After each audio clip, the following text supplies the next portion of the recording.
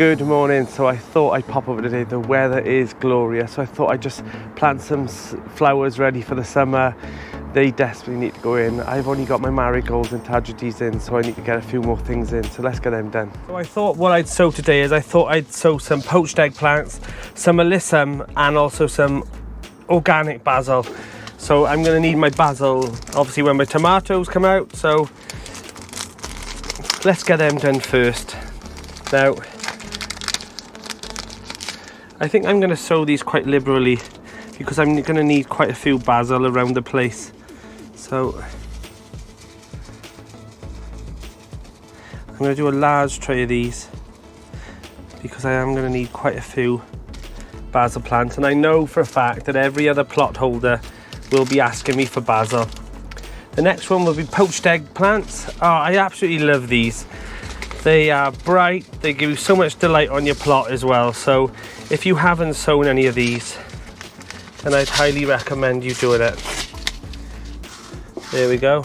So we'll just sprinkle these on. No faff, no drama.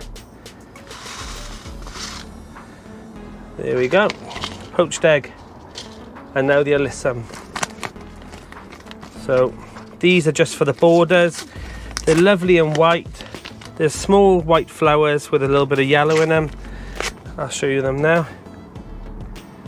So we'll do another tray of these. To be honest, these trays are probably overkill, but these are the only trays I had available. So I'll just spray these on. Like so. There wasn't many seeds in that one, but there you go.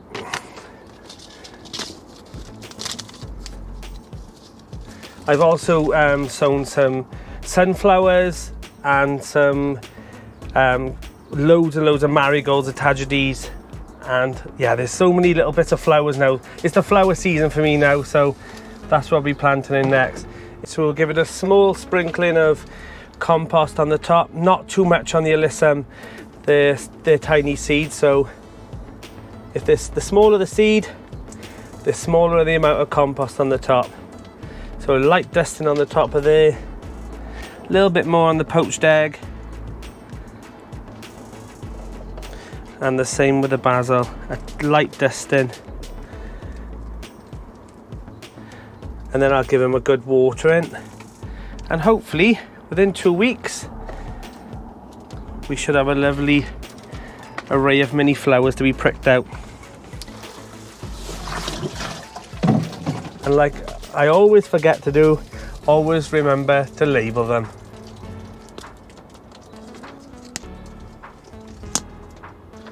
There we go, job done. So I have just plodded on, enjoying the sun today, and I've just hoed all through all the beds. I'm going to give it a nice light watering in an hour or so, and then I think I'm going to build a bean structure now for my French beans, and I think that'll just give it another dimension. And it's already weirdly starting to take form on the plots where they're not just flat beds anymore, they turn into like little rooms. So let's just get that bean structure done now.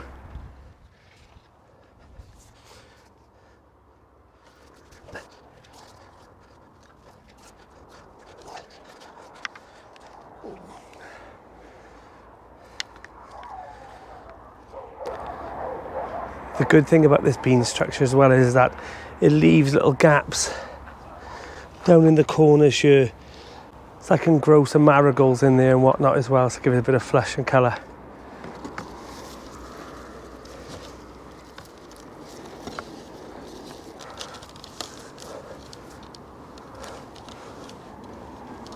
I tell you what, my ears were burning this week. I was catching up on all the other YouTube channels, and I was mentioning quite a few times about how smiley I am and things that they're trying that I'm doing, which I was truly touched. I did bust out laughing quite a few times, so if you're copying what I'm doing, then God help you, honestly. But you know, all we can do is have a go in there. So yeah, like loads of people mentioned me this week, and it was quite, I thought it was some kind of running joke, you know, but truly touched by all of you that you've mentioned me on your channel, so thank you so much.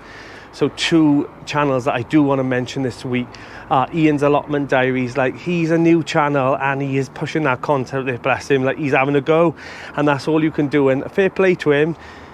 he's putting some grafting on that plot. And another one is the Forget Me Not Allotment channel.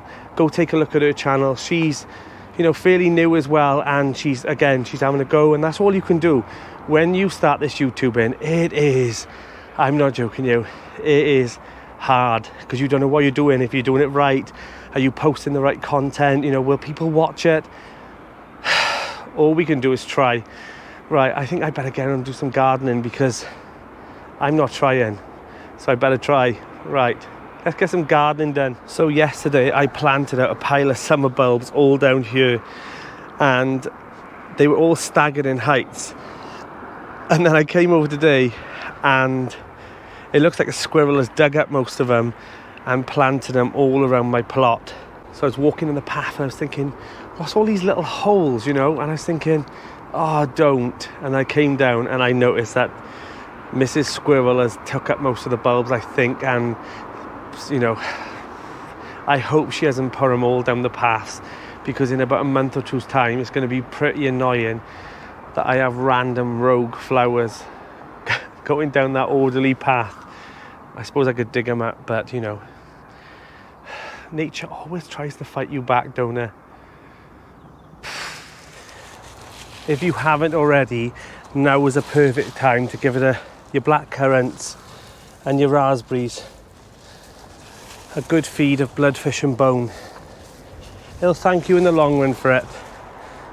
So just give them a little, you know, sprinkle just around the roots and let the rain wash them in. I'm going to plant these 5 remaining blackcurrants and jossery bushes in, and then this whole wall will be fruit. The issue I'm getting now is that I'm slowly running out of space, and I'm already thinking, where's that going to go? Where's that going to go? And I mean, a courgette is already going to take 1/3 of this bed. We're getting to that stage now where you think, have I got enough space? So I've done a bit of planting. I've planted in some flowers that have overwintered. I've also got a geranium in that overwintered as well. And while we're here, I ordered some pond plants as well, so I'm going to pop them in a second. All the tulips are looking amazing now, so they're giving a nice bit of colour. I've also kept the cages over the asparagus because something was nibbling them, and I've also got the kales out, the perennial kales that I had off Lizorab. So I've got 2 here. I think this one's a Taunton Dean, and I'm not sure what this one's called. Let's have a look. This one's called Dubenton. I've got some blueberry plants to put in. I'm going to do all the herbs as well today, but it's finally taking shape now. It's finally has its teepee up. I think I'm going to add one more teepee further down here, just to give it more of a dimension and, you know, separate the allotment up a bit. Right, let's get on. I got myself some Allodia densa, which is pretty much a pond weed. I ordered some and it turned up. Basically, I've ordered this. It oxygenates the pond, and it also feeds these little critters here, the little tadpoles that have already started to come. So let's add this in, and I'm sure it'll soon, you know, thicken up. But the good thing about it is not only will it sort out the pond, but it'll also feed the tadpoles as well. I think now the sun's out, I think it's the perfect time to get rid of the algae off the greenhouse. I've been dreading doing this and putting it off for so long, but I think today's the day. And it's going to rain then tomorrow, so any residue left then will just be washed away. Let's get it done.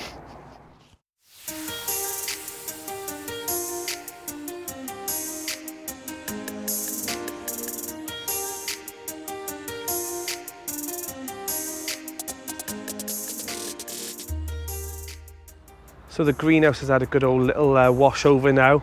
I am going to take each panel out eventually and give it a good scrub either side. I need to do inside as well. But for now, I'm pretty happy that it's taken off a lot of the scum and the algae off the front and the rear. So yeah, another job ticked off. I've just checked the weather forecast and it looks like there's frost for tonight. really low frost as well. So I'm going to pop into the greenhouse now and give it a good old fleece over, so that the potatoes that are shooting up already, like the rockets and the Charlotte potatoes, are all covered over with some fleece, and also my tender plants on top. Right, let's get that done. So it looks like a greenhouse full of cobwebs in here now, but everything's covered over. I didn't bother covering these ones over because obviously nothing has come from the surface yet. But all the ones that have got foliage are all fleeced over. Even the strawberries have been dropped to the floor rather than hanging inside. So hopefully this has been one of the last ones. So even though our last frost date is probably like the start of May, you never know, like tomorrow and tonight might be the last frost dates that we have, and then we sail through. But you never know. You always have to just keep gambling as a gardener just before the last frost date, and just hope that we just get through it without any damages. But they're all fleeced. If you haven't got fleece, use some bubble wrap and just cover over those tender plants. You know, I haven't got the luxury of taking all this and putting it inside, so hopefully then we'll see nice and warm under there, and then tomorrow will be a new day. So thanks again for watching, guys, and take care. I'm off home.